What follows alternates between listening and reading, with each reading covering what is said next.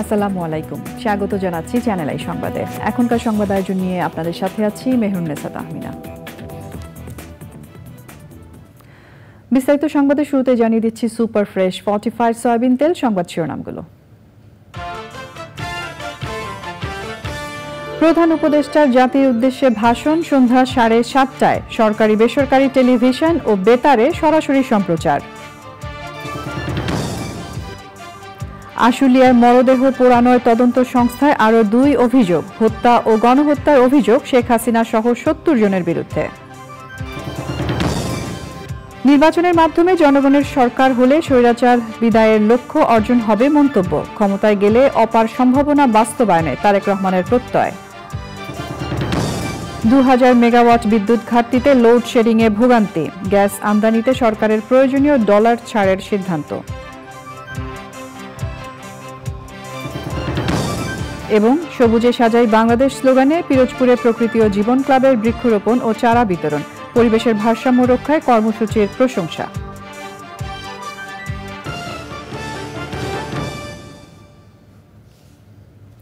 এছাড়াও নিটোল টাটা বিশেষ সংবাদে যা থাকছে।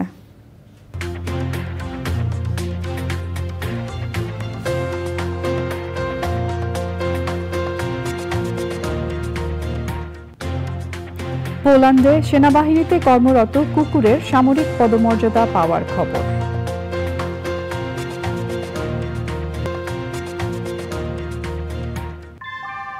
আমরা তৈরি করি বিশ্বমানের জার্মান প্রযুক্তির ভূমিকম্প সহনশীল থার্মেক্স রড, যা আপনার স্থাপনাকে নিরাপদ রাখে প্রজন্ম থেকে প্রজন্ম। সালাম স্টিল, মোস্ট ডিউরেবল স্টিল। সংবাদ শিরোনামগুলো জানাচ্ছিলাম। এখনকার এই সংবাদ আয়োজন একই সঙ্গে চ্যানেল আই এর ইউটিউব চ্যানেলে এবং চ্যানেল আই এর ওটিটি প্ল্যাটফর্ম আই স্ক্রিনে লাইভ স্ট্রিম হচ্ছে। এবার যাচ্ছি বিস্তারিত প্রসঙ্গে। আজ সন্ধ্যা 7:30টায় জাতির উদ্দেশ্যে ভাষণ দেবেন অন্তর্বর্তীকালীন সরকারের প্রধান উপদেষ্টা প্রফেসর মোহাম্মদ ইউনূস। বাংলাদেশ টেলিভিশন, বেতার সহ বেসরকারি বিভিন্ন টেলিভিশন এই ভাষণ সরাসরি প্রচার করবে। ছাত্র জনতার অভ্যুত্থানের মধ্য দিয়ে গত 8ই আগস্ট অন্তর্বর্তী সরকারের প্রধান উপদেষ্টা হিসেবে দায়িত্ব নেয়ার পর জাতির উদ্দেশ্যে এটি তার 3য় ভাষণ।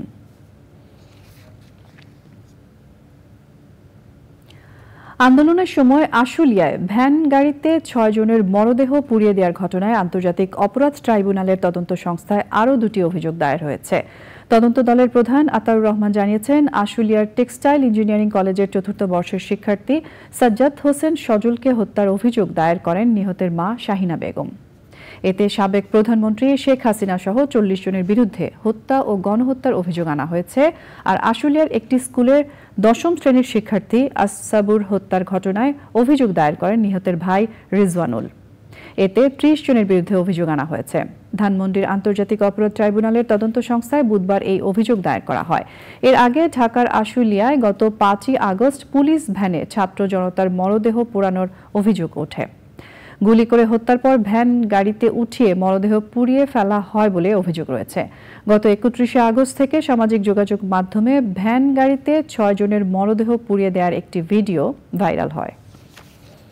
সাবেক প্রধানমন্ত্রী শেখ হাসিনা, সাবেক সেতুমন্ত্রী ওবায়দুল কাদের, সাবেক স্বরাষ্ট্রমন্ত্রী আসাদুজ্জামান খান কামাল, প্রধানমন্ত্রী শিল্প বিষয়ক উপদেষ্টা সালমান এফ রহমান, ঘটনাকালীন সময়ে পুলিশের আইজি চৌধুরী আব্দুল্লাহ মামুন, ঢাকা জেলার পুলিশ সুপার মারুফ হোসেন, ঢাকা জেলার অতিরিক্ত পুলিশ সুপার আব্দুল্লাহিল কাফি, বেক্সিমকো গ্রুপের সিকিউরিটি ইনচার্জ মেজর অবসরপ্রাপ্ত আরিফ।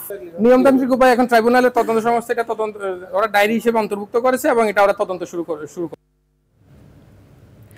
বৈষম্য বিরোধী ছাত্র জনতার আন্দোলনে ছররাগুলিতে অনেকেই চোখ হারিয়েছেন। একাধিকবার অপারেশনের মুখোমুখি হতে হচ্ছে অনেক ভুক্তভোগীকে। চিকিৎসকরা বলছেন আহতদের দীর্ঘমেয়াদী চিকিৎসার প্রয়োজন। আহতদের চিকিৎসার খোঁজ নিয়ে চিফ প্রসিকিউটর বলেছেন, আন্দোলনকারীদের হত্যা করতেই গুলি করা হয়েছিল। নাজিব বেগের রিপোর্ট। ছাত্র জনতার আন্দোলনে শরীর, চোখ ও মাথায় 18টি ছররা গুলি প্রবেশ করে নোয়াখালীর আলী মর্তুজার। মাথা থেকে এখনও বেশ কিছু গুলি বের করা সম্ভব হয়নি। আন্দোলনে প্রাণে বেঁচে গেলেও দুঃসহ জীবন সঙ্গী হয়েছে এসব আন্দোলনকারীদের। আমার সামনে একজন ভাইয়ে এই জায়গায় পড়ছিল, তার চোখ বাইরে নিচে পড়ে গেছে, মনে মারা গেছে। তাকে রিক্সা উঠাই দিয়ে আমি পিছন তাকাইবার সাথে সাথে 5 জনে মিললে আমাকে গুলি করছিল একসাথে, মানে 5 জনের সামনে পড়ে গেছে। আমি যে চোখে একটু দেখতো ওই চোখে আপনার ছায়া বুঝবে, এখনো কোনো দৃষ্টিশক্তি বুঝতেছেন আপনি কি ছেলে না মেয়ে, ও এখন এটা বুঝে না। রাজধানীর আগারগাঁওয়ে জাতীয় চক্ষু বিজ্ঞান ইনস্টিটিউট ও হাসপাতালে চিকিৎসা নিতে আসা 920 জনের মধ্যে 28 জনের 2 চোখই ক্ষতিগ্রস্ত আর 460 জনের 1 চোখ ক্ষতিগ্রস্ত। সকালে হাসপাতালের রোগীদের দেখতে আসে আন্তর্জাতিক অপরাধ ট্রাইব্যুনালের প্রসিকিউশন টিম। যারা বাইরে থেকে বলার চেষ্টা করেছেন যে বন্দুক থেকে গুলি করা হয়নি, চোখে গুলি করা হয়নি, পুলিশ গুলি করেনি, দিস অ্যান্ড দ্যাট, তো সেগুলোর প্রমাণ হচ্ছে যে এখানে 100% গানশট ইঞ্জুরি এবং সেগুলো করা হয়েছে বুক থেকে উপরের দিকে, মানে উদ্দেশ্যই ছিল হত্যা করা। প্রথম দিকে আমরা প্রায় 500 জনের উপরে রোগীদেরকে প্রাইমারি আমরা অপারেশন করি, পরবর্তীতে তাদের বিভিন্ন ধাপে অপারেশনের প্রয়োজন হবে। এখন আমরা সেকেন্ড ফেজের অপারেশন করছি এবং এই মুহূর্তে প্রায় লাস্ট 15 ডেজ আমরা প্রায় 160 রোগীদের অপারেশন করেছি। রোগীদের শারীরিক অবস্থা গুরুতর হওয়ায় অনেকের একাধিক অপারেশন দরকার হচ্ছে। নাজিব বেগ, চ্যানেল আই, ঢাকা। ভারতের পররাষ্ট্রমন্ত্রী এস জয়শঙ্কর বলেছেন, সাবেক প্রধানমন্ত্রী শেখ হাসিনাকে বাংলাদেশে ফেরত পাঠানোর ব্যাপারে কূটনৈতিক উপায়ে অন্তর্বর্তী সরকারের সাথে কাজ করবে তার দেশ। বার্লিনে সাংবাদিকদের প্রশ্নের জবাবে ভারতের পররাষ্ট্রমন্ত্রী এই মন্তব্য করেন। জয়শঙ্কর বলেন, বাংলাদেশের সরকার পরিবর্তন হয়েছে, তাই কূটনৈতিকভাবে সবকিছু মোকাবেলা করা হবে। পাশাপাশি শেখ হাসিনাকে বাংলাদেশ ফেরত দেওয়ার বিষয়েও কাজ করবে ভারত।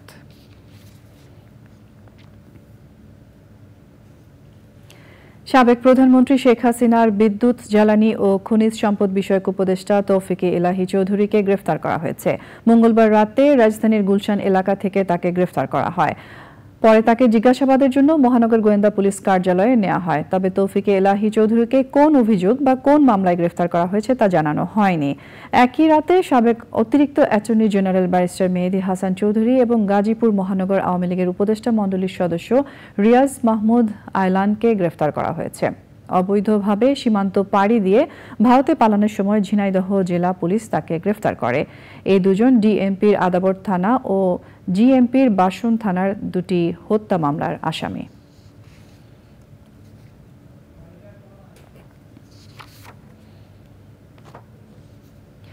চাহিদার তুলনায় 2000 মেগাওয়াটের বেশি বিদ্যুৎ ঘাটতিতে নাকাল দেশের মানুষ। গরমে লোডশেডিং হওয়ায় ভোগান্তি পোহাতে হচ্ছে সাধারণ মানুষকে। শিগগিরই সমস্যার সমাধানের জন্য উদ্যোগ নেওয়া হয়েছে বলে জানিয়েছেন বিদ্যুৎ ও জ্বালানি উপদেষ্টা। গ্যাস আমদানির জন্য প্রয়োজনীয় ডলার ছাড় দেওয়া হবে বলেও জানান তিনি।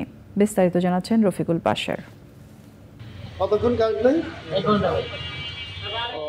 প্রত্যেকদিন কারেন্ট যাচ্ছে? প্রতিদিন আসবে 3বার প্রায় দিনের মধ্যে। এই অভিযোগ শুধু ঢাকা শহরের না, প্রত্যন্ত গ্রামেও। শহর গ্রাম নির্বিশেষে সারা দেশের মানুষকেই বিদ্যুতের ভোগান্তি পোহাতে হচ্ছে। দিনে রাতে অন্তত 4 থেকে 5 ঘন্টা বিদ্যুৎ থাকছে না। কেবল গ্যাসের অভাবেই ছোট বড় 20টি বিদ্যুৎ কেন্দ্র বন্ধ। কারিগরি ত্রুটির কারণে বন্ধ আছে বড় কয়েকটি কেন্দ্র। সব মিলিয়ে 141টি কেন্দ্রের মধ্যে 53টি বন্ধ। আর এতেই লোডশেডিং বেড়েছে। উৎপাদন বাড়াতে ব্যবস্থা নেওয়া হয়েছে বলে জানালেন বিদ্যুৎ ও জ্বালানি উপদেষ্টা। বিদ্যুৎ সরবরাহের ঘাটতির যেটা প্রধান কারণ সেটা হচ্ছে গ্যাসের অভাব। তো আপনারা জানেন যে ওই যে এফএসআরইউ সামিটের এফএসআরইউটা প্রায় 3.5 মাস ধরে বন্ধ ছিল। তো সেটা এখন ঠিক হয়েছে এবং আমরা নতুন গ্যাসের অর্ডার দিয়েছি। এই প্রক্রিয়া শেষ করে ধরেন 3 সপ্তাহের মধ্যে এটা গ্যাস আসবে। তাহলে 500 MMCFD গ্যাস ইয়েতে যুক্ত হবে। এর ফলে আশা করি যে এই লোডশেডিং পরিস্থিতির উন্নতি করবে। ডলার আমরা করতেছি, পেমেন্ট করতেছি আমরা, এবং ওই আপনারা জানেন যে ডলারের অ্যাভেলেবিলিটি কিছুটা বেড়েছে। তো এটা আমরা কন্টিনিউয়াসলি এটা করতেছি আমরা। বিদ্যুৎ সরবরাহ স্বাভাবিক রেখে কলকারখানা চালু না রাখলে ডলারের আরও সংকট হবে বলে মনে করেন বিশেষজ্ঞরা। আমাদের নিশ্চিত করতে হবে শিল্প কারখানার উৎপাদন যেন ব্যাহত না হয় বিদ্যুৎ সংকটের কারণে, তাহলে আমরা রপ্তানি করতে পারবো না, সেক্ষেত্রে আমরা আবারও ডলার সংকটে পড়ব। কাজেই আমাদের ডলার রিলিজ করতে হবে যাতে আমরা পর্যাপ্ত জ্বালানির সরবরাহ নিশ্চিত করতে পারি। অন্যদিকে যেহেতু নভেম্বর থেকে ফেব্রুয়ারি পর্যন্ত শীতকাল, কাজে এই সময়টা আমরা একটু রিলিফ পাবো, সে সময়টার ভিতরে আমাদের পরিকল্পনা করতে হবে আগামী সামারের জন্য, তখন যেন আমরা পর্যাপ্ত জ্বালানি সরবরাহ নিশ্চিত করতে পারি। এবং এই আগামী 6, 7 বা 8 মাসের ভিতরে আমরা যদি কিছু সোলার প্রজেক্ট গ্রিড ইন্টিগ্রেট করতে পারি তাহলেও আমরা কিছু রিলিফ পাবো। নতুন করে গ্যাস আমদানির কার্যাদেশ দেওয়া হয়েছে। এলএনজি টার্মিনালের মেরামত শেষ। এতে বিদ্যুৎ পরিস্থিতি স্বাভাবিক হবে বলে আশা কর্তৃপক্ষের। Rafiqul Bashar, channel I, Dhaka. বিএনপির ভারপ্রাপ্ত চেয়ারম্যান তারেক রহমান বলেছেন, স্বৈরাচারকে বিদায় করে গণতন্ত্রের একটি অংশ অর্জন হয়েছে। এখন নিরপেক্ষ নির্বাচনে জনগণের সরকার প্রতিষ্ঠা করে মূল লক্ষ্য অর্জন করতে হবে। টাঙ্গাইলের গোপালপুরে সমাবেশে ভার্চুয়ালি যুক্ত হয়ে তিনি বলেন, রাজনৈতিক মুক্তির পাশাপাশি অর্থনৈতিক মুক্তিরও প্রয়োজন। বলেছেন, বিএনপি ক্ষমতায় গেলে সকল সম্ভাবনার দ্বার উন্মোচন করা হবে। মনির হোসেনের ক্যামেরায় গোপালপুর থেকে জানাচ্ছেন রাহুল রায়। আওয়ামী লীগ সরকারের পতনের পর বিএনপির জেলা ও থানাভিত্তিক প্রথম সমাবেশ ছিল সাতক্ষীরা, দ্বিতীয় সমাবেশ হলো টাঙ্গাইলের গোপালপুরে। প্রায় 16 বছর পর গোপালপুরে অনুষ্ঠিত সমাবেশে স্থায়ী কমিটির কোনো সদস্য না থাকলেও ছিলেন টাঙ্গাইল জেলার সিনিয়র নেতারা। দলের ভাইস চেয়ারম্যান আব্দুস সালাম পিন্টু সহ গ্রেপ্তার সকলের মুক্তি চান তারা। যারা ত্যাগ স্বীকার করেছেন, নির্যাতন ভোগ করেছেন, এই 17 বছর যারা মাঠে ছিলেন, দয়া করে তারা ঐক্যবদ্ধ থাকবেন। নতুন যারা আসে তাদের কারণে আপনারা ঐক্য বিনষ্ট করবেন না। তাহলে কোন অপশক্তি, কোন ষড়যন্ত্রকারী বিএনপিকে ক্ষতি করতে পারবে না।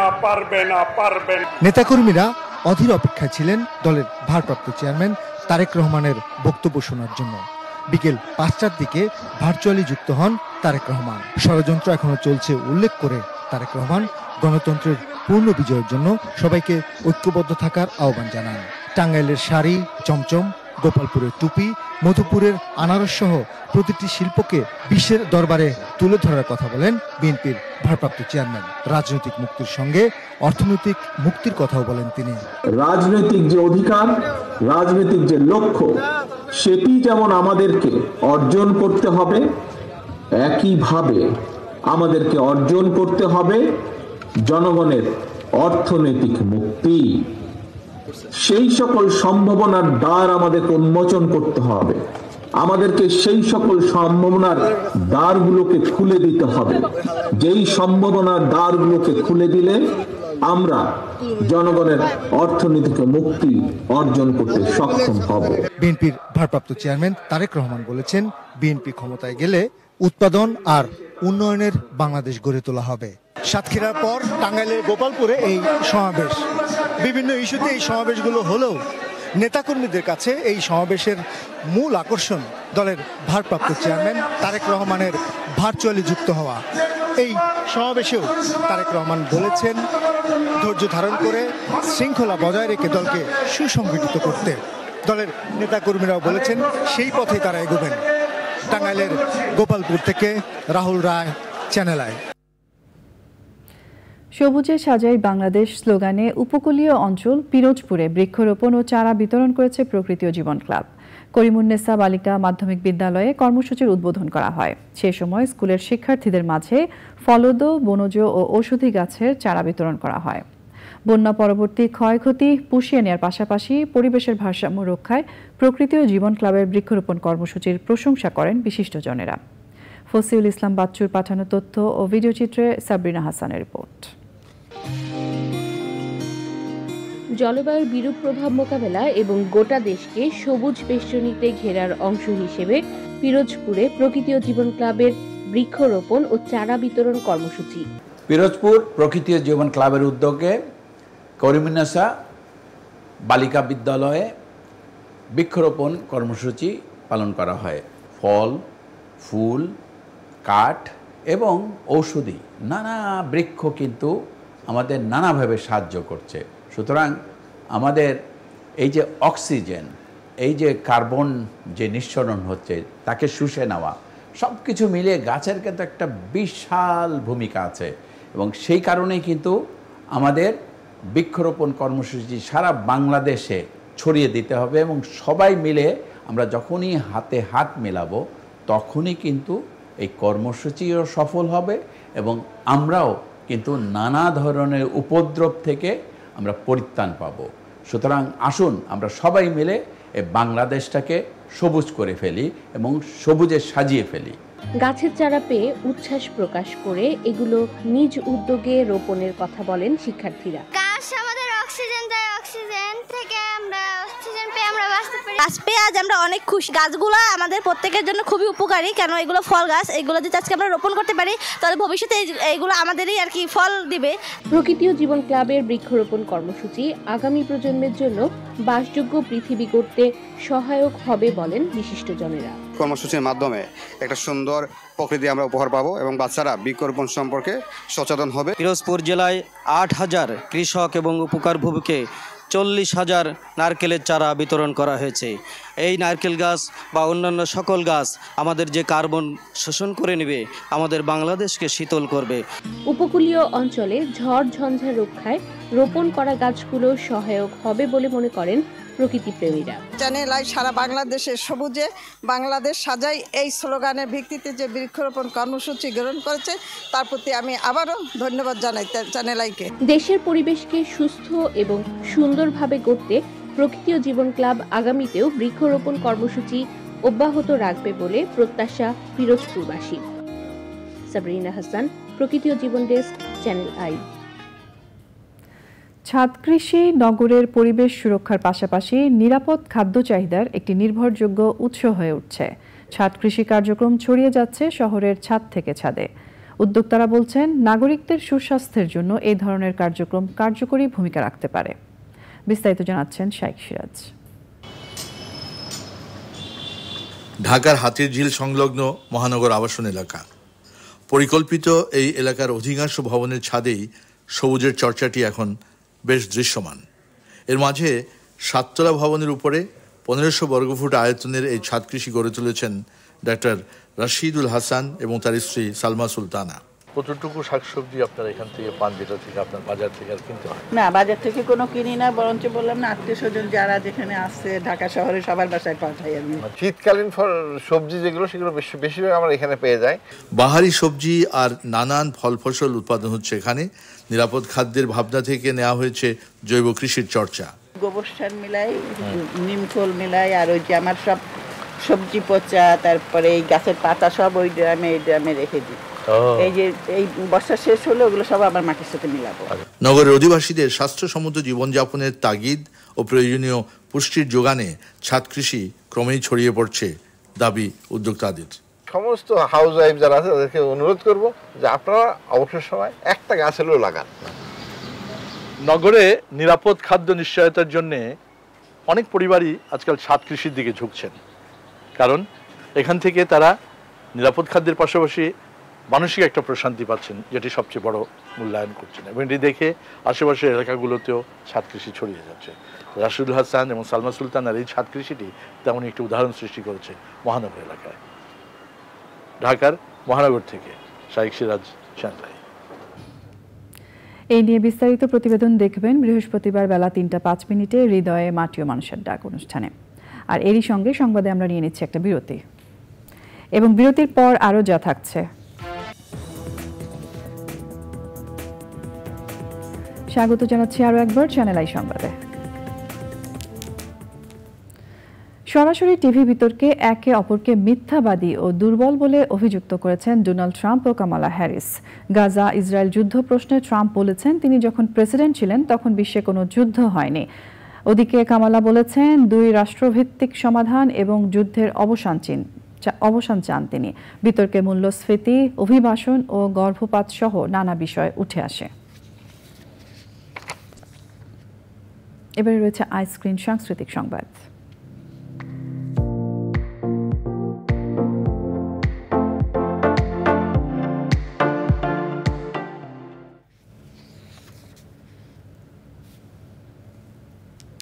সিনেমা সহ সকল ধরনের শিল্পের সেন্সরশিপ বাতিলের জন্য কাজ করবেন বলে জানিয়েছেন শিল্পকলা একাডেমির নবনিযুক্ত মহাপরিচালক সৈয়দ জামিল আহমেদ। সংবাদ সম্মেলনে শিল্পকলার আইন সংশোধন করতে উদ্যোগ নেবেন জানিয়ে তিনি বলেন, শিল্পকলার উন্নয়নে স্বল্প, মধ্যম ও দীর্ঘমেয়াদী লক্ষ্যে কাজ করবেন।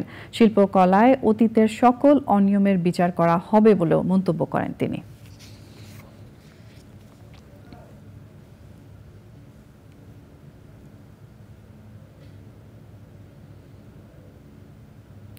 নিটল ডাটা বিশেষ সংবাদ।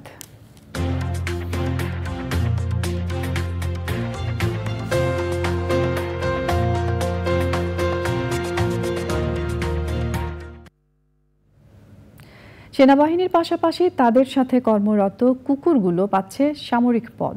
শুনতে অবাক লাগলেও পোল্যান্ডে ঘটেছে এমন ঘটনা। দেশটির সেনাবাহিনী বলছে, কর্মরত কুকুরগুলো প্রাথমিকভাবে বিস্ফোরক শনাক্ত করা সহ মানুষের জীবন রক্ষায় গুরুত্বপূর্ণ ভূমিকা রাখে। তাই কুকুরগুলোকে প্রাইভেট থেকে সার্জেন্ট পর্যন্ত সামরিক পদ দেওয়া হবে। এদের মধ্যে 4টি জাত হলো জার্মান শেফার্ড, একটি ডাচ শেফার্ড এবং 2টি বেলজিয়ান মেলিনয়েস। সম্প্রতি গ্রীষ্মকালীন অলিম্পিক গেমস এবং প্যারা অলিম্পিক্সের জন্য প্যারিসে মোতায়েন করা হয়েছিল কুকুরগুলোকে। এছাড়াও ইরাক ও আফগানিস্তান সহ অন্যান্য আন্তর্জাতিক মিশনে পোল্যান্ডের সেনাবাহিনীর কুকুরগুলো কাজ করেছে।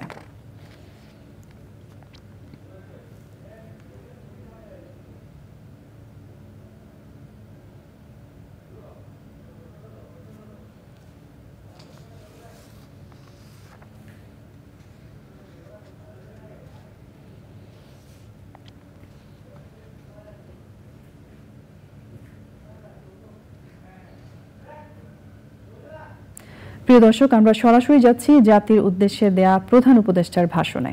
দেশের শিশু, কিশোর কিশোরী, তরুণ তরুণী, ছাত্রছাত্রী, বয়স্ক, বৃদ্ধ, পুরুষ মহিলা সবাইকে আমার সালাম জানাচ্ছি। আসসালামু আলাইকুম। বক্তব্যের শুরুতে আমি গভীর শ্রদ্ধা জানাচ্ছি জুলাই আগস্ট মাসে ফ্যাসিবাদের বিরুদ্ধে ছাত্র শ্রমিক জনতার অভ্যুত্থানে নিহত সকল শহীদের প্রতি। আমি আরও স্মরণ করছি তাদের যারা ফ্যাসিবাদী শক্তির প্রাণঘাতী অস্ত্রের সামনে হিমালয়ের মতো দাঁড়িয়ে অন্যায়ের প্রতিবাদ করে মৃত্যুকে আলিঙ্গন করেছে, আহত হয়েছে, পঙ্গুত্ব বরণ করেছে, হারিয়েছে তাদের চোখের দৃষ্টি। সেই সব বীরদের স্মরণ করছি যারা মিথ্যাচার, লুটপাট, স্বৈরতন্ত্রের বিরুদ্ধে এক দফা দাবি নিয়ে দাঁড়িয়েছিল। কৃতজ্ঞতা চিত্তে স্মরণ করছি আপনাদের ভাই বোনদের, আপনাদের সন্তানদের যারা এই বিপ্লবে অংশগ্রহণ করেছিল। প্রিয় দেশবাসী, আমি আগেও জানিয়েছি, আবারও জানাচ্ছি, গণ অভ্যুত্থানে সকল শহীদের পরিবারকে পুনর্বাসন করা হবে। সকল আহত শিক্ষার্থী, শ্রমিক জনতার চিকিৎসার সম্পূর্ণ ব্যয় সরকার বহন করবে। আহতদের দীর্ঘমেয়াদী এবং ব্যয়বহুল চিকিৎসা এবং শহীদদের পরিবারের দেখাশোনার জন্য স্বাস্থ্য মন্ত্রণালয়ের নেতৃত্বে একটি পূর্ণাঙ্গ তালিকা প্রস্তুত করা হয়েছে। এখন এই নতুন তথ্য পাওয়ার ভিত্তিতে এই তালিকা হালনাগাদ করা হতে থাকবে।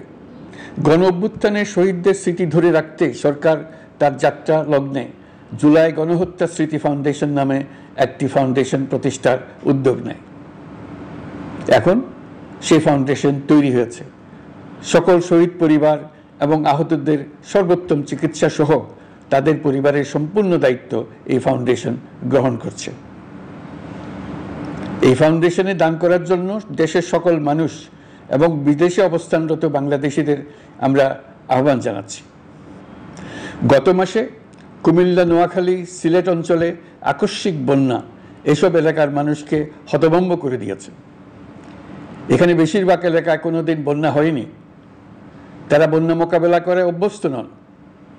দেশপ্রেমিক সশস্ত্র বাহিনী তাৎক্ষণিকভাবে বন্যা আক্রান্ত সবাইকে রক্ষার জন্য এগিয়ে আসে। সেনা, নৌ এবং বিমান বাহিনী পরস্পরের সঙ্গে সমন্বয় করে একযোগে কাজে নেমে পড়ার ফলে মানুষের দুর্ভোগ কম হয়েছে। এর পরপরই এনজিও এবং সাধারণ মানুষ দেশের সকল অঞ্চল থেকে দলে দলে এগিয়ে এসছে। আমি বিশেষ করে দেশপ্রেমিক সেনাবাহিনীকে আবারও ধন্যবাদ জানাচ্ছি। দেশের সকল দুর্যোগকালে তারা সবসময় আন্তরিকভাবে এগিয়ে এসছে। বিশেষ করে বন্যা ও শান্তি শৃঙ্খলা রক্ষার কাজে তাদের সৈনিক এবং অফিসাররা দিনের পর দিন যেভাবে দায়িত্ব পালন করেছে তার কোনো তুলনা হয় না। জনজীবনে স্বস্তি ও আত্মবিশ্বাস প্রতিষ্ঠায় তাদের ভূমিকা অনন্য। বাংলাদেশ সশস্ত্র বাহিনীর সকল সদস্যকে আমি ধন্যবাদ জানাই তাদের সততা, ত্যাগ ও অসীম দেশপ্রেমের জন্য। দেশের স্বাধীনতা সংগ্রাম থেকে শুরু করে বন্যা, খরা, ঝড়, বৃষ্টি, ঘূর্ণিঝড়, সকল প্রাকৃতিক দুর্যোগে আপনারা সকলের শেষ ভরসার স্থান। দেশের প্রতিটি ক্রান্তি লগ্নে আপনারা দেশের মানুষের পাশে থেকেছেন, দেশের স্বাধীনতার পক্ষে, সার্বভৌমত্বের পক্ষে অবস্থান নিয়েছেন। দেশ গঠনে আপনারা সবার আগে এগিয়ে এসছেন। বিগত জুলাই হতে শুরু হওয়া গণ অভ্যুত্থান, বন্যা, নিরাপত্তা প্রদান, অস্ত্র উদ্ধার সহ সকল কার্যক্রমে আপনারা সফলভাবে দিনরাত কাজ করে যাচ্ছেন। সরকার ও জনগণের পক্ষ থেকে আমি আপনাদের প্রতি কৃতজ্ঞতা জানাচ্ছি। বন্যা আমাদের জনজীবনে আরেকটি দিক উন্মোচন করল। দেশের সকল জায়গায় মানুষের সক্রিয় সহানুভূতির জোয়ার উঠেছিল অবিশ্বাস্য মাত্রায়। ব্যবসায়ী, অর্থবান ব্যক্তিরা যেমন তাদের অর্থ নিয়ে স্বতঃস্ফূর্তভাবে এগিয়ে এসেছিল, তেমনি দেশের বিভিন্ন প্রান্তের সাধারণ মানুষ, স্কুল, কলেজ, বিশ্ববিদ্যালয়ের ছেলেমেয়েরা জোয়ারের ঢলের মতো যার যার সামর্থ্য নিয়ে এগিয়ে এসছে। অনেকেই ছুটে গেছে বন্যার্তদের সহযোগিতা করার জন্য। এনজিওরা বিভিন্ন জায়গা থেকে ছুটে গেছে তাদের সহায়তা নিয়ে। তাদের কাজে অনুপ্রাণিত হয়ে আমি এনজিও নেতাদের সঙ্গে বৈঠক করেছি কিভাবে সরকার তাদের কাজের সঙ্গে সরকারের উদ্যোগকে সমন্বিত করতে পারে, সেটার কাঠামো তৈরি করে দেওয়ার জন্য। বন্যা এখন চলে গেছে, কিন্তু পুনর্বাসনের কঠিন কাজ আমাদের সামনে রয়ে গেছে। সকলের সহযোগিতায় আমরা পুনর্বাসনের কাজটি সফলভাবে সমাধান করতে চাই। আইন শৃঙ্খলা পরিস্থিতির উন্নতির জন্য আমরা দিনরাত পরিশ্রম করে যাচ্ছি। যে সমস্ত ভাই বোনেরা তাদের গত 16 বছরের বেদনা জানিয়ে তার প্রতিকার পাওয়ার জন্য আমার অফিস এবং সচিবালয়ের অফিসসমূহের সামনে প্রতিদিন ঘেরাও কর্মসূচি দিয়ে আমাদের কাজকর্ম ব্যাহত করছিলেন, তারা আমার আহ্বানে সাড়া দিয়ে ঘেরাও কর্মসূচির থেকে বিরত হয়েছেন বটে, তবে অন্যত্র আবার তারা তাদের কর্মসূচি দিয়ে যাতায়াতে ব্যাঘাত সৃষ্টি করছেন। আমি কথা দিচ্ছি, আপনাদের ন্যায্য আবেদনের কথা আমরা ভুলে যাব না। আমরা সকল অন্যায়ের প্রতিকারের জন্য প্রতিশ্রুতিবদ্ধ। আমরা আমাদের দায়িত্বকালে যথাসম্ভব সব সমস্যার সমাধানের চেষ্টা করব। আমি আবারও অনুরোধ করছি, আপনারা যাতায়াতে ব্যাঘাত সৃষ্টি থেকে বিরত থাকুন। জাতি আপনাদের প্রতি কৃতজ্ঞ থাকবে। তৈরি পোশাক, ওষুধ শিল্প, এইসব এলাকায় শ্রমিক ভাই বোনেরা তাদের অভিযোগ জানানোর জন্য ক্রমাগতভাবে এই শিল্পের কার্যক্রম পরিচালনা বন্ধ রাখতে বাধ্য করছেন। এটা আমাদের অর্থনীতিতে যে নেতিবাচক প্রভাব ফেলবে সেটা মোটেই কাম্য নয়। এমনিতেই ছাত্র শ্রমিক জনতার বিপ্লবের পর যে অর্থনীতি আমরা পেয়েছি সেটা নিয়ম নীতিবিহীন, দ্রুত ক্ষীয়মান একটা অর্থনীতি। প্রাতিষ্ঠানিক কাঠামো প্রায় ধ্বংসপ্রাপ্ত। বৈদেশিক মুদ্রার রিজার্ভ তলানিতে গিয়ে ঠেকেছে। আমরা এই অর্থনীতিতে প্রাণ সঞ্চারের চেষ্টা করছি, আমাদের উদ্যোগে সাড়াও পাচ্ছি।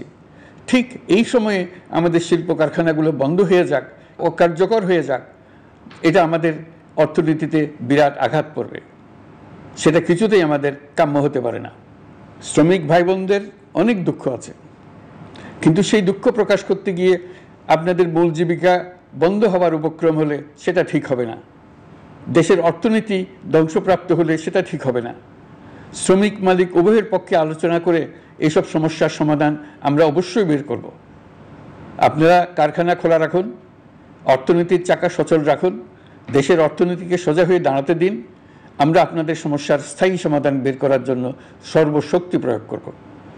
মালিক পক্ষের কাছে আমাদের আবেদন, আপনারা শ্রমিকদের সঙ্গে বোঝাপড়া করুন, কারখানা সচল রাখুন, অর্থনীতির দুর্বল স্বাস্থ্যকে সবল করে তুলুন। ওষুধ শিল্প এবং তৈরি পোশাক শিল্প দেশের গৌরব। এর মাধ্যমে আমাদের শ্রমিক ভাই বোনেরা তাদের কর্মকুশলতা বিশ্বকে মুগ্ধ করেছে। এর সাফল্য এখন থমকে আছে। আমরা এই দুই শিল্পকে তাদের সম্ভাব্য শীর্ষে নিয়ে যেতে চাই। দুর্বল করার তো প্রশ্নই ওঠে না। এই দুই শিল্পের কোথায় কোথায় বাধা আছে, সমস্যা আছে, সেগুলো চিহ্নিত করে তাকে বাধামুক্ত করতে চাই। আমরা বিদেশি ক্রেতাদের একত্রিত করে তাদের সহযোগিতা চাইব, যেন বাংলাদেশের এই শিল্প দুটি বিশ্বের অন্যান্য দেশের চাইতে বেশি আস্থাযোগ্য হয়ে গড়ে উঠতে পারে। সব কিছুই সম্ভব যদি আমরা শ্রমিক মালিক সম্পর্কটা একটা নির্ভরযোগ্য, আনন্দদায়ক, করে গড়ে তুলতে পারি। আমাদের সরকারের প্রথম মাস কাটল, দ্বিতীয় মাস থেকে আমরা নতুন বাংলাদেশ গড়ার ভিত্তি হিসেবে নতুন শ্রমিক মালিক সম্পর্কের সূচনা করতে চাই। এটা দেশের সবার কাম্য। দেশের নতুন প্রজন্ম নির্ভয়ে যেন তাদের ভবিষ্যৎ নিয়ে এগিয়ে যেতে পারে, আমরা সেই লক্ষ্যে কাজ করছি। আমাদের দায়িত্ব অনেক। ন্যায়ভিত্তিক একটা সমাজ গড়ে তোলার জন্য একসাথে অনেকগুলো কাজ আমাদের হাত দিতে হবে। 1 জুলাই থেকে 5 আগস্ট পর্যন্ত ছাত্র জনতার গণ আন্দোলনকে দমন করতে যেসব ফৌজদারি মামলা দায়ের করা হয়েছিল, এর মধ্যে হত্যা মামলা ছাড়া বাকি প্রায় সকল মামলা প্রত্যাহার করা হয়েছে। এইসব মামলায় গ্রেফতারকৃত সকলে মুক্তি পেয়েছে। দায়িত্ব গ্রহণের শুরুতেই অন্তর্বর্তীকালীন সরকার বিচার বিভাগের বড় সংস্কারের কাজে হাত দিয়েছে। যোগ্যতম ব্যক্তিকে প্রধান বিচারপতি নিয়োগ দেওয়াতে মানুষের মনে নতুন আশার সঞ্চার হয়েছে। আপিল বিভাগের বিচারপতি নিয়োগ, অ্যাটর্নি জেনারেল নিয়োগ এবং অন্যান্য নিয়োগগুলি অতি গুরুত্বপূর্ণ নিয়োগ, যেগুলো সবকটাই সম্পন্ন হয়েছে। সন্ত্রাস দমন আইন ও ডিজিটাল সাইবার নিরাপত্তা আইনে দায়েরকৃত মিথ্যা হয়রানিমূলক মামলাগুলো প্রত্যাহার করা হচ্ছে। সাইবার নিরাপত্তা আইন সহ বাংলাদেশে বিদ্যমান সকল কালো আইনের তালিকা করা হয়েছে। অতি সত্বর এই সকল কালো আইন বাতিল ও প্রযোজ্য ক্ষেত্রে সংশোধন করা হবে। সাংবাদিক সাগর রনি হত্যাকাণ্ড সহ বহুল আলোচিত 5টি হত্যাকাণ্ডের তদন্ত ও বিচার অগ্রাধিকার ভিত্তিতে ও দ্রুততম সময়ে নিষ্পত্তির জন্য সহায়তা প্রদান করা হচ্ছে। সম্প্রতি আমরা বলপূর্বক গুম থেকে সকল ব্যক্তির সুরক্ষার জন্য আন্তর্জাতিক কনভেনশনের সনদে স্বাক্ষর করেছি। ফলে স্বৈরাচার দ্বারা প্রতিষ্ঠিত গুম সংস্কৃতির সমাপ্তি ঘটানোর জন্য আন্তর্জাতিকভাবে আমরা প্রতিজ্ঞাবদ্ধ হলাম। এছাড়া আমরা ফেসিবাদ শাসনের 15 বছরে গুমের প্রতিটি ঘটনা তদন্ত করার জন্য পৃথক একটা কমিশন গঠন করছি। যেসব পরিবার তাদের নিখোঁজ পিতা, স্বামী, পুত্র এবং ভাইদের পাওয়ার জন্য বছরের পর বছর যন্ত্রণার সাথে অপেক্ষা করছেন, আমরা আপনাদের বেদনায় সমব্যথী। আয়নাঘরগুলো বন্ধ করে দেওয়া হয়েছে এবং সেই সাথে বের হয়ে আসছে ফ্যাসিস্ট হাসিনা সরকারের গভীর শিকার ভাই বোনদের কষ্ট ও যন্ত্রণা গাথা। আমাদের তরুণ প্রজন্মের ভবিষ্যৎ যেন উজ্জ্বল হয়, সেটা নিশ্চিত করতে শিক্ষা ব্যবস্থার দিকে আমাদের পূর্ণ নজর রয়েছে। ইতিমধ্যে প্রথম শ্রেণী থেকে দ্বাদশ শ্রেণী পর্যন্ত বর্তমানের ত্রুটিপূর্ণ শিক্ষাক্রম পরিবর্তন করা হয়েছে। বই সংশোধন ও পরিমার্জনের কাজ শেষ পর্যায়ে আছে। এই সংস্কারের কাজ অব্যাহত থাকবে। বিশ্ববিদ্যালয়সমূহের উচ্চ প্রশাসনিক পদগুলো পূরণ করে শিক্ষা কার্যক্রম স্বাভাবিক করার কাজ দ্রুত গতিতে এগিয়ে চলেছে। বেসরকারি শিক্ষা প্রতিষ্ঠানগুলোর পরিচালনা বোর্ডে দখলদারিত্বের রাজনীতি বন্ধ করার ব্যবস্থাও নেওয়া হয়েছে। আপনারা নিশ্চয় লক্ষ্য করেছেন, আমাদের প্রথম মাসে দেশের প্রায় সকল বিশ্ববিদ্যালয়ের উপাচার্য এবং উপাচার্য মহোদয়গণ পদত্যাগ করেছেন। উচ্চশিক্ষার ক্ষেত্রে এটা বিরাট শূন্যতার সৃষ্টি করেছে। প্রথম মাসে আমরা ক্রমাগতভাবে প্রতিটি বিশ্ববিদ্যালয়ে সবার কাছে গ্রহণযোগ্য এমন উপাচার্য এবং উপাচার্য নিয়োগ দেওয়ার কাজ শুরু করেছে। এর ফলে সকল সরকারি এবং বেসরকারি বিশ্ববিদ্যালয়গুলোতে নতুন উদ্যমে কাজ শুরু করার পরিবেশ সৃষ্টি হয়েছে। সংবাদ মাধ্যম ও মত প্রকাশের পূর্ণ স্বাধীনতা ইতিমধ্যে নিশ্চিত করা হয়েছে।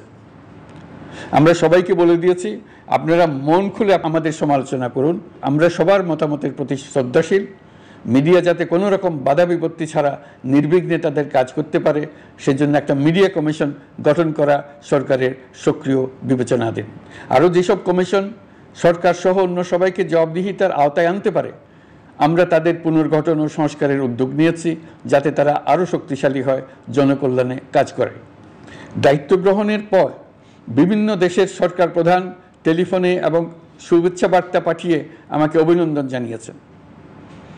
বিভিন্ন দেশের রাষ্ট্রদূত এবং হাই কমিশনার বৃন্দ আমার সাথে সাক্ষাৎ করে দ্বিপাক্ষিক সহযোগিতা বৃদ্ধির আশ্বাস দিয়েছেন।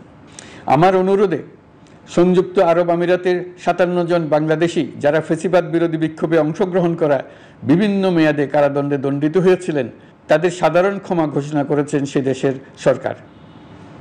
ইতিমধ্যে তাদের কয়েকজন দেশে ফিরে এসেছেন। এই ক্ষমা প্রদর্শন ছিল অতি বিরল একটি ঘটনা। এই জন্য আমি সংযুক্ত আরব আমিরাতের রাষ্ট্রপতি শেখ মোহাম্মদ বিন জায়েদ আল নাহিয়ানকে ধন্যবাদ ও কৃতজ্ঞতা জানিয়েছি আপনাদের সবার পক্ষ থেকে। যে সমস্ত সরকার প্রধানের সঙ্গে আমার টেলিফোনে যোগাযোগ হয়েছে তাদের মধ্যে রয়েছেন ভারতের প্রধানমন্ত্রী নরেন্দ্র মোদী, পাকিস্তানের প্রধানমন্ত্রী শাহবাজ শরীফ। আমরা ভারত এবং অন্যান্য প্রতিবেশী রাষ্ট্রসমূহের সঙ্গে সুসম্পর্ক চাই, তবে সেই সম্পর্ক হতে হবে ন্যায্যতা এবং সমতার ভিত্তিতে।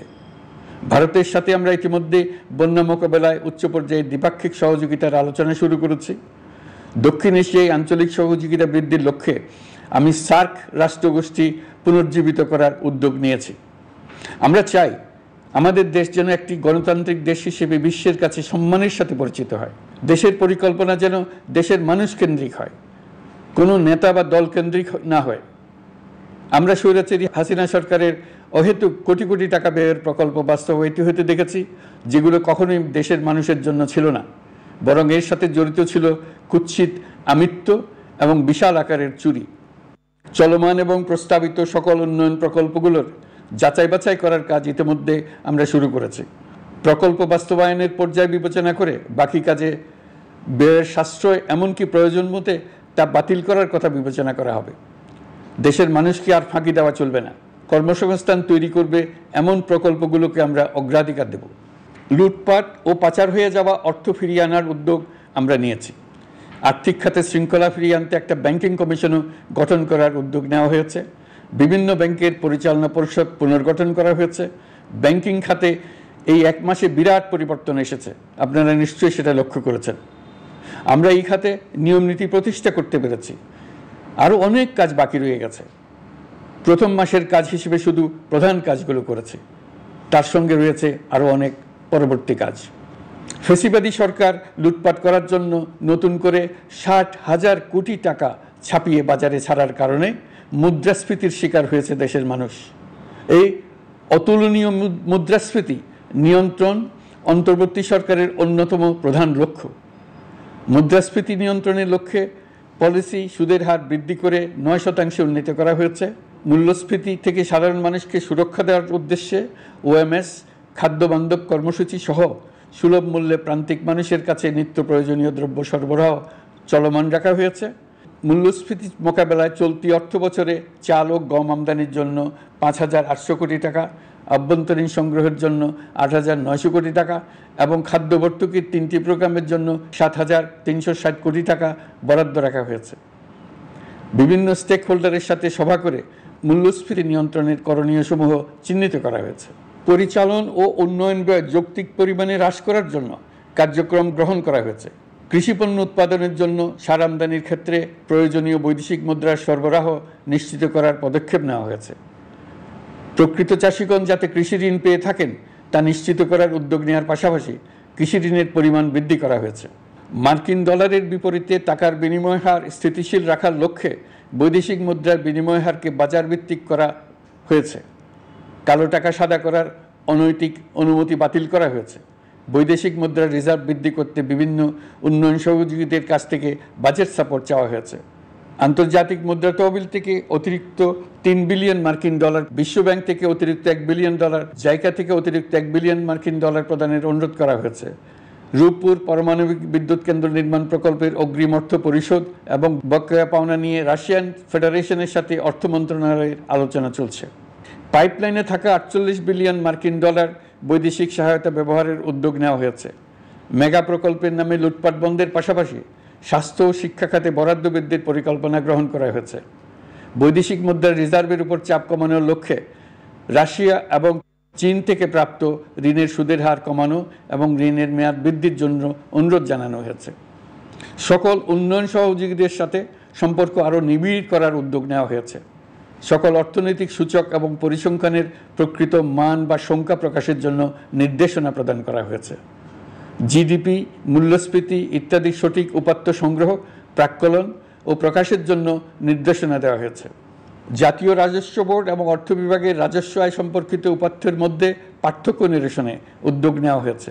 প্রকৃত রপ্তানি আয় নিরূপণ এবং প্রকাশের নির্দেশনা দেওয়া হয়েছে। জাতীয় রাজস্ব বোর্ডের অটোমাইজেশনের লক্ষ্যে পরিকল্পনা গ্রহণ করা হয়েছে। পুঁজিবাজারকে স্বাভাবিক ধারায় ফিরিয়ে আনতে সিকিউরিটি এক্সচেঞ্জ কমিশন পুনর্গঠন করা হয়েছে। নিত্য প্রয়োজনীয় পণ্য সামগ্রীর সরবরাহ স্বাভাবিক রাখার নিমিত্তে ব্যবসায়ী, শিল্প মালিক ও ব্যবসায়ী সংগঠনের সাথে সভা করা হচ্ছে এবং তাদের মতামতের ভিত্তিতে বিভিন্ন ব্যবস্থা গ্রহণ করা হচ্ছে। বিদ্যমান মজুদ ও ঘাটতি মূল্যায়ন করে ভবিষ্যৎ চাহিদা পর্যালোচনা করে স্থানীয় উৎপাদন বৃদ্ধির পাশাপাশি আমদানি পর্যায়ে বিভিন্ন জটিলতা দূরীকরণ, বন্দর ও বড় মোকাম সহ পরিবহন ব্যবস্থার বিভিন্ন সমস্যা সমাধানে সংশ্লিষ্ট সকল মন্ত্রণালয়, দপ্তর, বিভাগকে প্রয়োজনীয় নির্দেশ দেওয়া হয়েছে। এই জন্য তেল, চিনি, ডিম ও মাংস উৎপাদনকারী বৃহৎ প্রতিষ্ঠানসমূহের সাথে সভা ও মতবিনিময় করা হচ্ছে। নিত্য প্রয়োজনীয় কিছু দ্রব্যাদি যেমন পেঁয়াজ, আলু এসবের দাম আরও কমানোর জন্য বিদ্যমান শুল্ক হার হ্রাসের বিষয়ে এনবিআরকে প্রয়োজনীয় নির্দেশনা দেওয়া হয়েছে। ইতোমধ্যে এনবিআর পেঁয়াজ, আলু ও কতিপয় কীটনাশকের ক্ষেত্রে আমদানি শুল্ক হ্রাস এবং ক্ষেত্র বিশেষে রেগুলেটরি শুল্ক প্রত্যাহার করে এসআরও জারি করেছে। নিম্ন আয়ের 1 কোটি পরিবারকে টিসিবির মাধ্যমে হ্রাসকৃত মূল্যে কিছু পণ্য যেমন পরিবার প্রতি চাল মাসে 5 কেজি, সয়াবিন তেল মাসে 2 কেজি, মসুর ডাল মাসে 2 কেজি দেওয়া হচ্ছে। এটি সামনের দিনগুলোতে অব্যাহত রাখা হবে। সরকার দায়িত্ব গ্রহণের পর জনপ্রত্যাশা অনুযায়ী বিদ্যুৎ, জ্বালানি ও খনিজ সম্পদ মন্ত্রণালয় হতে বিদ্যুৎ ও জ্বালানির দ্রুত সরবরাহ বৃদ্ধি আইনের অধীনে চলমান সকল প্রকার নেগোসিয়েশন, প্রকল্প বাছাই এবং ক্রয় প্রক্রিয়াকরণ কার্যক্রম আপাতত স্থগিত করা হয়েছে। গত 1.5 দশকে এই আইন ব্যবহার করে লক্ষ কোটি টাকা লুটপাট হয়েছে। বিদ্যুৎ, জ্বালানি ও খনিজ সম্পদ মন্ত্রণালয়ের আওতাধীন কোম্পানিসমূহে অধিকতর স্বচ্ছতা ও জবাবদিহিতা আনার লক্ষ্যে কোম্পানিসমূহের পরিচালনা পর্ষদ পুনর্গঠন করা হয়েছে। প্রকৌশল, ভূতত্ত্ব এবং খনিজ হিসাব বিষয়ে অধ্যয়ন করেছে এমন ছাত্র প্রতিনিধি অন্তর্ভুক্ত করার জন্য উদ্যোগ গ্রহণ করা হয়েছে। এই খাতে অধিকতর সক্ষমতা, গতিশীলতা এবং জবাবদিহিতা নিশ্চিত করার লক্ষ্যে বিশেষজ্ঞগণের সমন্বয়ে একটি কমিটি গঠন করা হয়েছে। জ্বালানি তেলের মূল্য জনপ্রত্যাশা অনুযায়ী সহনশীল রাখতে অকটেন ও পেট্রোলের দাম 6 টাকা, ডিজেল ও কেরোসিনের দাম 1 টাকা 25 পয়সা কমানো হয়েছে। 37 দিন বন্ধ থাকার পর গত 25 আগস্ট হতে মিরপুর 10 ও কাজীপাড়া স্টেশন ছাড়া বাকি সব স্টেশনে মেট্রো রেল পুনরায় চালু করা হয়েছে। ভুয়া মুক্তিযোদ্ধাদের চিহ্নিত করার লক্ষ্যে বিশেষ করে মুক্তিযুদ্ধের সময় যাদের বয়স 12.5 বছরের কম ছিল তাদের মুক্তিযুদ্ধ তালিকা হতে বাতিলের জন্য সুপ্রিম কোর্টে লিভ টু আপিলের পদক্ষেপ গ্রহণ করা হয়েছে। মুক্তিযোদ্ধা কল্যাণ ট্রাস্টের আওতাধীন বেদখলকৃত স্থাবর সম্পত্তি উদ্ধারে প্রয়োজনীয় ব্যবস্থা গ্রহণ করা হয়েছে। গৃহায়ন ও গণপূর্ত মন্ত্রণালয় কর্তৃক গৃহীত বরিশাল, রংপুর, ময়মনসিংহ উন্নয়ন কর্তৃপক্ষ আইন এর খসড়া তৈরির কার্যক্রম নেওয়া হয়েছে। পূর্বাচল, নতুন শহর প্রকল্প, ঢাকার আশেপাশে স্যাটেলাইট সিটি নির্মাণের রোডম্যাপ চূড়ান্তকরণের উদ্যোগ নেওয়া হয়েছে।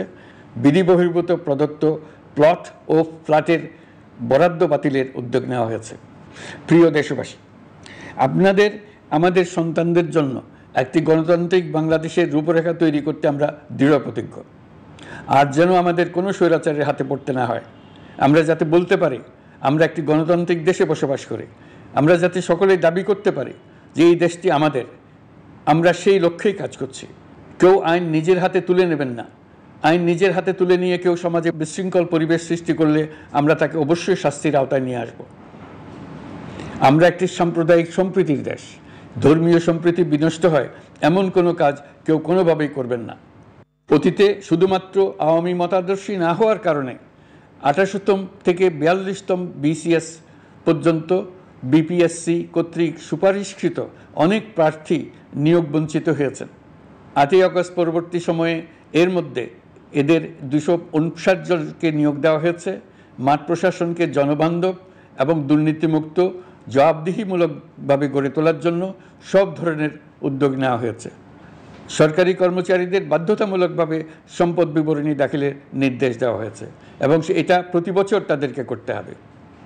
ধ্বংস হয়ে পড়া একটা জনপ্রশাসনকে নিয়ে যাত্রা শুরু করেছি। মন্ত্রণালয়গুলোর উচ্চতম পদে যারা নিয়োজিত ছিলেন তারা অনেকে দায়িত্ব ছেড়ে চলে গেছেন কিংবা পদে থাকলেও সহকর্মীদের চাপের মুখে কাজ করতে পারছিলেন না, বাধ্য হয়ে পদত্যাগ করেছেন। আর যারা 16 বছরের স্বৈরাচারী শাসনের আমলে পদত্যাগে বাধ্য হয়েছিলেন কিংবা দায়িত্ববিহীন অবস্থায় একই পদে থেকে বাধ্য হয়েছেন তাদের সবার কথা বিবেচনা নিয়ে জনপ্রশাসনকে নতুন করে দাঁড় করানোই ছিল আমাদের প্রথম মাসে কঠিনতম সময়। আবার সকল সমস্যার সমাধান করে একটি নতুন জনপ্রশাসন কাঠামো দাঁড় করাতে পেরেছি, এটাই আমাদের প্রথম মাসের সবচাইতে বড় অর্জন। আমার বিশ্বাস এই জনপ্রশাসন জনগণের ইচ্ছা পূরণে সর্বোচ্চ অবদান রাখতে পারবে। অতি স্বল্প জনবল নিয়ে দাপ্তরিক কার্যক্রম শুরু করা হলেও প্রথম দিকে বিভিন্ন মন্ত্রণালয় ও বিভাগ থেকে পাঠানো বিবিধ প্রস্তাব দ্রুত গতিতে এবং আইনগত সমস্ত বাধ্যবাধকতা মেনে সিদ্ধান্ত নেওয়া হয়েছে। গত এক মাসে বিভিন্ন মন্ত্রণালয় ও বিভাগ 198টি অতি গুরুত্বপূর্ণ বিষয়ে সিদ্ধান্ত নিয়েছে। জনপ্রশাসনের 135 জন অতিরিক্ত সচিব, 227 জন যুগ্ম সচিব এবং 120 জন উপসচিবকে পদোন্নতি প্রদান করা হয়েছে। 59টি জেলা প্রশাসককে প্রত্যাহার করা হয়েছে এবং নতুন 59 জন জেলা প্রশাসককে নিয়োগ দেওয়া হয়েছে। 67 জন কর্মকর্তার চুক্তিভিত্তিক নিয়োগ বাতিল করা হয়েছে। 10 জন যুগ্ম সচিব, 8 জন অতিরিক্ত সচিব, 6 জন সচিবকে ওএসডি করা হয়েছে। বাংলাদেশ পুলিশের 80 জন ডিআইজি, 30 জন পুলিশ সুপার সহ 110 জনকে পদোন্নতি প্রদান করা হয়েছে। 1 জন ডিআইজি, 1 জন এডিশনাল ডিআইজি, 4 জন পুলিশ সুপারকে চাকরিতে পুনর্বহাল করা হয়েছে। আইজিপি সহ 10 জন অতিরিক্ত আইজি, 88 জন ডিআইজি, 21 জন এডিশনাল ডিআইজি, 177 জন পুলিশ সুপার সহ মোট 297 জন কর্মকর্তাকে বদলি করা হয়েছে। ছাত্র শ্রমিক জনতার বিপ্লবের মূল লক্ষ্য ছিল গণভবন। এটা ছিল স্বৈরাচারের কেন্দ্রবিন্দু। এই সরকার বিপ্লবের প্রতি সম্মান দেখিয়ে গণভবনকে বিপ্লবের জাদুঘর হিসেবে ঘোষণা দিয়েছে। ছাত্র জনতার ক্ষোভকে স্থায়ীভাবে তুলে ধরার জন্য গণভবনের আর কোনো সংস্কার করা হবে না। ছাত্র জনতার ক্ষোভের মুখে তা যে অবস্থায় দাঁড়িয়েছিল সেই অবস্থায় তাকে রাখা হবে। যেসব মূল্যবান সামগ্রী জনতা নিয়ে গিয়েছিল সেগুলো অনেক ফেরত দিয়ে গেছেন। যারা নিয়ে গিয়েছেন তারা নিজেরাই ফেরত দিয়ে গেছেন। তাদের আমরা দেশবাসীর পক্ষ থেকে ধন্যবাদ জানাচ্ছি। আরও কিছু জিনিস পাওয়া যায়নি। যারা নিয়ে গেছেন তাদের কাছে আমাদের অনুরোধ থাকবে তারা যেন এইসব সামগ্রী ফেরত দিয়ে যান। আমরা উল্লেখ করব এইসব বিক্ষুব্ধ জনতা নিয়ে গিয়েছিল, কিন্তু বিজয়ের পর তারা আবার জাদুঘরের প্রতি সম্মান দেখিয়ে এগুলো ফেরত দিয়ে গিয়েছেন। আমরা নতুন বাংলাদেশকে একটা পরিবেশ বান্ধব এবং জীববৈচিত্র্যময় দেশ হিসেবে গড়ে তোলার উদ্যোগ নিয়েছি। এটি তরুণদের আকাঙ্ক্ষা, আমাদের সবারই আকাঙ্ক্ষা। সেই লক্ষ্যে আমি প্রথমেই একটি ক্ষুদ্র পদক্ষেপ নিয়েছি। আমার বাসভবন এবং সমগ্র সচিবালয়ে প্লাস্টিকের পানির বোতল ব্যবহার নিষিদ্ধ করেছে। ইতিমধ্যে সুপার শপগুলোতে পলিথিনের শপিং ব্যাগ ব্যবহার বন্ধ করার উদ্যোগ নেওয়া হয়েছে। গত কয়েক দশকে যে পরিমাণ নদী দূষণ হয়েছে আমরা তা বন্ধ করার উদ্যোগ নিয়েছি। আমরা সংস্কার চাই। আমাদের একান্ত অনুরোধ, আমাদের উপর যে সংস্কারের গুরু দায়িত্ব দিয়েছেন সেই দায়িত্ব দিয়ে আপনারা দর্শকের গ্যালারিতে চলে যাবেন না। আপনারা আমাদের সঙ্গে থাকুন, আমরা একসঙ্গে সংস্কার করব। এটা আমাদের সবার দায়িত্ব। আপনারা নিজ নিজ জগতে সংস্কার আনুন। একটা জাতির সংস্কার শুধু সরকারের সংস্কার হলে হয় না। আপনি ব্যবসায়ী হলে আপনার ব্যবসায় সংস্কার আনুন। ব্যবসায়ী গোষ্ঠীরা তাদের নিজ নিজ সমিতির মাধ্যমে সংস্কার আনুন। সমিতিতে সংস্কার আনুন। নতুন করে সমিতি গঠনতন্ত্র সংশোধন করুন। আপনি শ্রমিক হলে আপনার ক্ষেত্রে আপনি সংস্কার করুন। আপনি রাজনৈতিক নেতাকর্মী হলে আপনার ক্ষেত্রে সংস্কার করুন। আপনি প্রতিষ্ঠান প্রধান হলে আপনার প্রতিষ্ঠানে সংস্কার আনুন। আমি এটাকে সুযোগ হিসেবে গ্রহণ করার জন্য সবাইকে আহ্বান জানাচ্ছি। এই সংস্কারের মাধ্যমে আমরা জাতি হিসেবে নতুনভাবে যাত্রা শুরু করতে চাই। আমাদের এই যাত্রা আমাদেরকে পৃথিবীর একটা সম্মানিত জাতি হিসেবে প্রতিষ্ঠিত করুক, এটাই আমাদের সবার কাম্য, এটাই আমাদের সবার লক্ষ্য। গত এক মাসে আমি বেশ কিছু রাজনৈতিক দলের সঙ্গে পৃথকভাবে বসছি, তাদের সঙ্গে মতামত বিনিময় করেছি। তারা আমাদের উৎসাহিত করেছেন, ছাত্র শ্রমিক জনতার বিপ্লবের লক্ষ্যের প্রতি সমর্থন জানিয়েছেন, সংস্কারের কাজে পূর্ণ সহযোগিতার দেওয়ার আশ্বাস দিয়েছেন। আমি দেশের বিশিষ্ট সম্পাদক বৃন্দের সঙ্গে মত বিনিময় করেছি, তারাও সংস্কারের কাজে পূর্ণ সহযোগিতা দেওয়ার আশ্বাস দিয়েছেন। তারা বিভিন্ন বিষয়ে মূল্যবান পরামর্শ দিয়েছেন।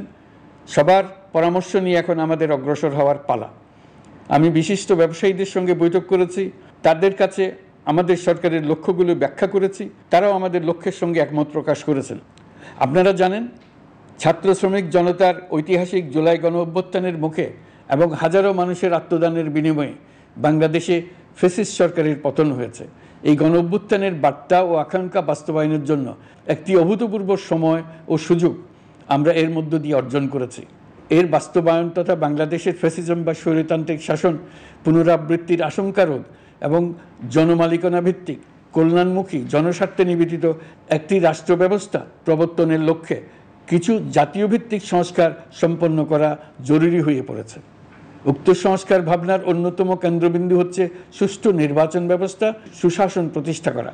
আমরা যেহেতু জনগণের ভোটাধিকার ও জনগণের মালিকানায় বিশ্বাস করি, সেহেতু নির্বাচন ব্যবস্থার উন্নয়নে আমাদের সংস্কার ভাবনায় গুরুত্ব পেয়েছে অধিক। আমরা মনে করি নির্বাচনের নামে সংখ্যাগরিষ্ঠতার একাধিপত্য ও দুঃশাসন মানুষের উপর চাপিয়ে দেওয়া বা এর মাধ্যমে এক ব্যক্তি বা এক পরিবার বা কোনো গোষ্ঠীর কাছে সকল ক্ষমতা কুক্ষিগত করে রাখার কোনো ক্রমেই গ্রহণযোগ্য নয়।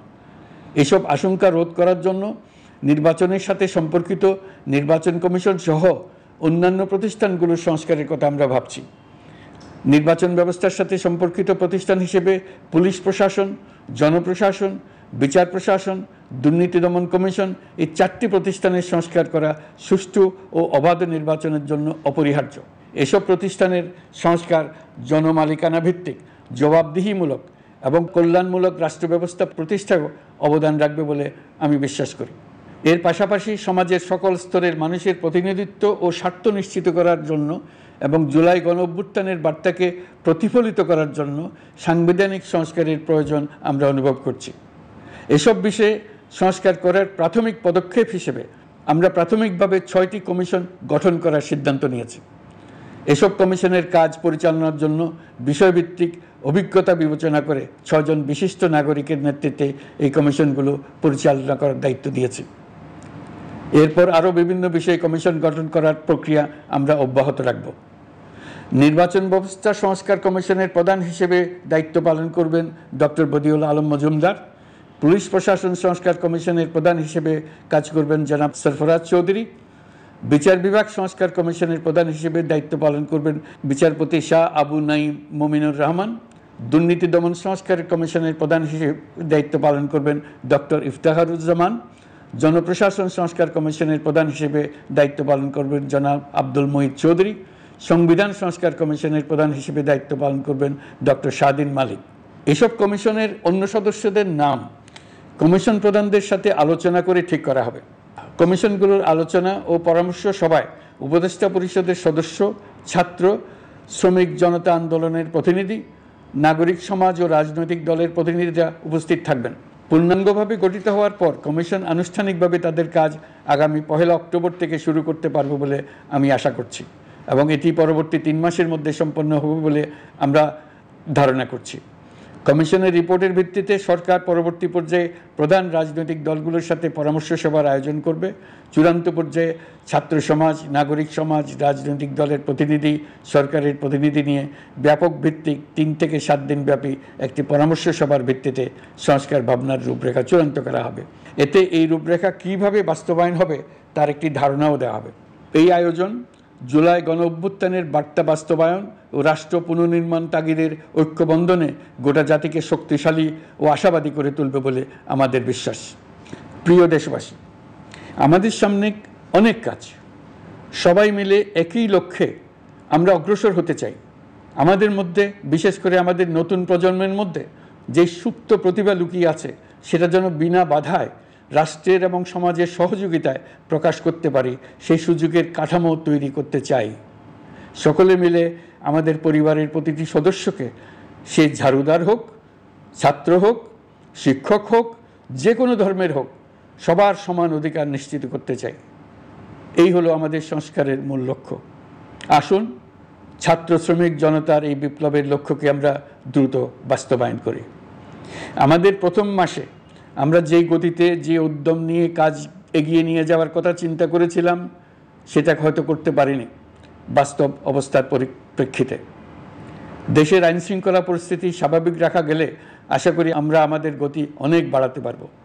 এই জন্য দেশের সকল মানুষের কাছে, শিক্ষক, ছাত্রছাত্রী, কৃষক, শ্রমিক, পেশাজীবী, বড় ব্যবসায়ী, ক্ষুদ্র ব্যবসায়ী, দিনমজুর, গৃহিণী, সকলের সহযোগিতা চেয়েছি। আমাদের কাজ বড় কঠিন, কিন্তু জাতি হিসেবে এবার ব্যর্থ হওয়ার কোনো অবকাশ আমাদের নেই। আমাদেরকে সফল হতেই হবে। এই সাফল্য আপনাদের কারণেই আসবে, আপনার সহযোগিতার কারণেই আসবে। আমাদের কাজ হবে আপনার আমার স্বপ্নকে বাস্তবে রূপায়িত করা। এখন আমরা আমাদের 2য় মাস শুরু করছি। আমাদের 2য় মাসে যেন আপনাদের মনে দৃঢ় আস্থা সৃষ্টি করতে পারি, সেই চেষ্টা করে যাব। ধৈর্য ধরুন, এই কথাটি আমি মোটেই আপনাদের বলবো না। আমরা সবাই অধৈর্য হয়ে পড়েছি। এত সব কাজ কখন যে শেষ হবে এটা চিন্তা করে আমরা অধৈর্য হব, কেন হব না, কিন্তু সঠিকভাবে কাজ করব, কাজে কোনো অধৈর্যের চিহ্ন রাখব না। প্রিয় দেশবাসী, দেশের শিশু, কিশোর কিশোরী, তরুণ তরুণী, ছাত্রছাত্রী, বয়স্ক, বৃদ্ধ, পুরুষ, মহিলা সবাইকে আবারও আমার সালাম জানাচ্ছি। আসসালামু আলাইকুম। আপনাদের সবাইকে ধন্যবাদ জানাচ্ছি। মহান আল্লাহ আমাদের সকলের সহায় হন। এতক্ষণ জাতির উদ্দেশ্যে ভাষণ দিচ্ছিলেন অন্তর্বর্তীকালীন সরকারের প্রধান উপদেষ্টা প্রফেসর মোহাম্মদ ইউনূস। জাতির উদ্দেশ্যে প্রধান উপদেষ্টার দেয়া ভাষণ নিয়ে আলোচনার জন্য স্টুডিওতে আমাদের মাঝে উপস্থিত আছেন ঢাকা বিশ্ববিদ্যালয়ের গণযোগাযোগ ও সাংবাদিকতা বিভাগের শিক্ষক ডক্টর খোরশেদ আলম। ডক্টর খোরশেদ আলম, স্টুডিওতে আপনাকে স্বাগত জানাচ্ছি। প্রথমেই প্রধান উপদেষ্টার ভাষণ নিয়ে আপনার সার্বিক মতামত জানতে চাচ্ছি। কোন কোন দিকে তিনি বিশেষ জোর দিয়েছেন বলে আপনি মনে করছেন? আপনাকে আবার ধন্যবাদ। আমি প্রধান উপদেষ্টার ভাষণটা খুব মন দিয়ে শুনছিলাম এবং আমি দেখছি যে সেখানে জন আকাঙ্ক্ষার একটা প্রতিফলন ঘটেছে এবং অত্যন্ত সময় উপযোগী একটি ভাষণ তিনি দিয়েছেন। তবে একটা ব্যাপার হচ্ছে যে আমরা যেটা দেখছি গত 1 মাস পেরিয়ে গেছে, সো আমরা যেটা বলবো যে এই অন্তর্বর্তীকালীন সরকারের হানিমুন পিরিয়ড সেটা শেষ। এখন জনগণ লিপ সার্ভিসে কোনোভাবে বিশ্বাস করবে না, তাদেরকে সংস্কারের ব্যাপারটাকে ভিজিবল করতে হবে। সেই দিক থেকে আমরা দেখছি যে এই প্রধান উপদেষ্টার ভাষণে 6টা ব্যাপার খুব প্রাধান্য পেয়েছে। 6টা ব্যাপার সংস্কার। তিনি নির্বাচন ব্যবস্থার কথা বলেছেন, নির্বাচন ব্যবস্থা কমিশনের কথা বলেছেন, পুলিশ প্রশাসনের কথা বলেছেন, বিচার বিভাগের কথা বলেছেন, দুর্নীতি দমন কমিশন সংস্কারের কথা বলেছেন, জনপ্রশাসন সংস্কারের কথা বলেছেন এবং সংবিধান সংস্কারের কথা বলেছেন। সো এই 6টি জায়গা অত্যন্ত গুরুত্বপূর্ণ আমি মনে করি এবং খুবই ওয়েল রিসার্চ এবং খুবই সময় উপযোগী, যেটা একটু আগে বলছিলাম। কিন্তু পাশাপাশি আমি বলবো যে আরও 2-1টি ব্যাপার তিনি আনতে পারতেন হয়তো। সেক্ষেত্রে আমি বলবো যে শিক্ষা ব্যবস্থার সংস্কার খুব জরুরি একটা ব্যাপার। তার কারণ হচ্ছে দক্ষ মানব সম্পদ যদি আমরা তৈরি না করতে পারি তাহলে কিন্তু তারা পরবর্তীতে গিয়ে বিভিন্ন সেক্টরে সার্ভিস দিতে পারবে না এবং যে ধরনের কোয়ালিটি মানুষকে আমরা চাই, যে ধরনের জ্ঞানভিত্তিক সমাজ আমরা তৈরি করতে চাই, তার জন্য আমি মনে করি শিক্ষা ব্যবস্থার সংস্কার অতি জরুরি ব্যাপার। এবং আমরা সবাই এটা জানি যে এই বৈষম্য বিরোধী ছাত্র আন্দোলন সেটা স্টার্ট হয়েছে শিক্ষা প্রতিষ্ঠান থেকে। সো আমি মনে করি শিক্ষা ব্যবস্থা সংস্কারকে গভর্নমেন্ট অনেক বেশি প্রায়োরিটি দিলে সেটা হয়তো মানে ইন ফিউচার এই জাতির জন্য এবং জনগণের জন্য ভালো হবে বলে মনে হচ্ছে আমাদের। গণতান্ত্রিক সংস্কারের রূপরেখা কতটা আপনার কাছে কেমন মনে হচ্ছে, যে কতটা স্পষ্ট হয়ে উঠেছিল ওনার বক্তব্যে? দেখেন, it's too early to make a comment. তার কারণ উনি মাত্র একটা রূপরেখা দিয়েছেন, উনি 6টা ব্যাপার ধরে আলাপ করেছেন এবং সেখানে এই কমিশনগুলোর প্রধান কারা হতে পারেন সে নামগুলো দিয়েছেন এবং সেই কমিশনগুলো এখনও কিন্তু কোনো ফরমেশন হয়নি এবং সেটা ফরমেশন হতেও সময় লাগবে। এখনই আমার ধারণা মানে চূড়ান্ত কমেন্ট করার সময় আসেনি। তারপর আমি বলবো যে কমিশনের প্রধান কিংবা কমিশনে যারা অন্তর্ভুক্ত হবেন তাদের আন্দোলনের সাথে যারা সম্পৃক্ত ছিল, মানে আমি বলছি যে এই যে ফ্যাসিজম বিরোধী বা স্বৈরাচার বিরোধী আন্দোলনের সাথে যারা সম্পৃক্ত ছিল তেমন মানুষদেরকে প্রাধান্য দেওয়া উচিত বলে আমি মনে করি এবং পাশাপাশি এই আন্দোলনের স্পিরিটকে ধারণ করে এই ধরনের মানুষকে আনা প্রয়োজন বলে আমি মনে করি। আমরা দেখেছি অনেক জায়গায় এই সরকার নানান লোকজন বসিয়েছে এবং আমরা অ্যাপ্রিসিয়েট করি, অনেক ভালো এবং কমিটেড লোকজনকে বসিয়েছে, কিন্তু এটাও ঠিক যে কোনো জায়গায় আমরা দেখেছি কেবলমাত্র মুখের পরিবর্তন। আমি যদি বলি যে এর পরিবর্তে বিকে বসিয়েছে, সো আমরা এই ধরনের পরিবর্তন চাই না, আমরা চাই এক ধরনের কোয়ালিটেটিভ চেঞ্জ আসুক এবং কোয়ালিটেটিভ চেঞ্জ আসার জন্য যারা কমিটেড, আন্দোলনের সাথে সম্পৃক্ত, আন্দোলনের স্পিরিটকে ধারণ করে এমন মানুষদেরকে পদায়ন করা এবং যোগ্য মানুষকে যোগ্য জায়গায় বসানো প্রয়োজন বলে আমরা মনে করি। এবং পাশাপাশি আরেকটা ব্যাপার বলবো যে কর্মসংস্থানের ব্যাপারটি কোটা বিরোধী মুভমেন্ট থেকে তৈরি হয়েছে বৈষম্য বিরোধী ছাত্র আন্দোলন। সো এখানে মূল ব্যাপার কিন্তু কোটা হলেও আমরা জানি যে আমরা যদি আরও গভীরে যাই তাহলে আমরা দেখতে পাবো যে কর্মসংস্থানের অভাব আমাদের তরুণদের। সো বাংলাদেশের নতুন নতুন কর্মসংস্থান তৈরি করতে হবে এবং এই কর্মসংস্থান তৈরি করার মধ্য দিয়েই ইনফ্যাক্ট যে ব্যাপারটা হবে যে কোটা তো বিলোপ করতেই হবে, পাশাপাশি তাদের যে এক্সপেকটেশন যে তারা গ্র্যাজুয়েশন কমপ্লিট করার পর বা শিক্ষা প্রতিষ্ঠান ছেড়ে যাওয়ার পর একটা জবে ঢুকতে পারবে সেই ব্যাপারটা নিশ্চিত হবে। জি, এবং অসংখ্য ধন্যবাদ আপনাকে আমাদের মাঝে উপস্থিত হয়ে আপনার মূল্যবান মতামত তুলে ধরার জন্য। Thank you so much. এবারে যাচ্ছি পূবালী ব্যাংক বাণিজ্য সংবাদে।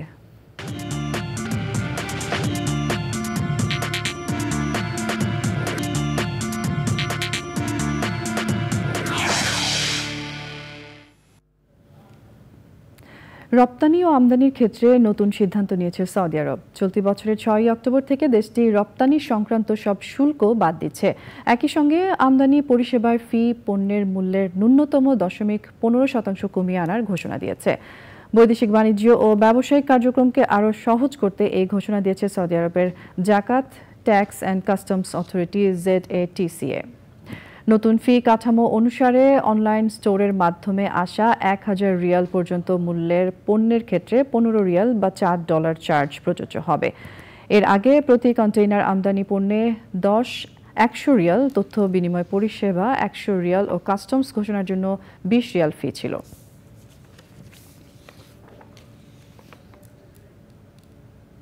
সংবাদের এই পর্যায়ে আমরা নিয়ে নিচ্ছি আরও একটা বিরতি এবং বিরতির পর আরও যা থাকছে। ভারতের স্বাগত জানাচ্ছি আরও একবার চ্যানেল আই সংবাদে। এবারে রয়েছে খেলার খবর।